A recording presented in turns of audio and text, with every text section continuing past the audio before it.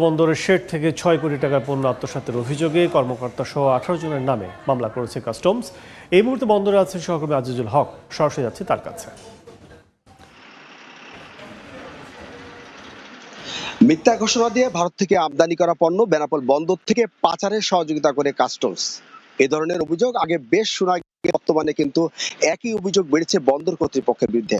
গতকাল বেনাপোল বন্দরের 37 নম্বর পণ্যঘাট থেকে মিথ্যা ঘোষণা দিয়ে আমদানি করা ৬ কোটি টাকার মূল্যের প্রসাধনী সামগ্রী পাচারের অভিযোগে বন্দর কর্তৃপক্ষ, সিএনডেপ এবং ট্রান্সপোর্ট সহ সংশ্লিষ্ট ১১ জনের নাম উল্লেখ করে বেনাপোল পোর্ট থানায় মামলা দায়ের করেছে কাস্টম কর্তৃপক্ষ। বেনাপোল বন্দর পরিচালক শামীম হোসেন বিষয়টি আমাকে নিশ্চিত করে জানান যে ইতিমধ্যে কাস্টমসের কাছ থেকে অভিযোগ পেয়ে তিনি একটি নিরপেক্ষ তদন্ত টিম গঠন করেছেন এবং বন্দরের সিসি ক্যামেরা দেখে এটি শনাক্ত করার চেষ্টা করা হচ্ছে যে কারা এর সাথে জড়িত, এবং এর সাথে বন্দর, কাস্টম সহ যেই প্রতিষ্ঠান জড়িত থাকে না কেন বন্দরের পক্ষ থেকে কিন্তু আরেকটা মামলা দায়ের করা হবে।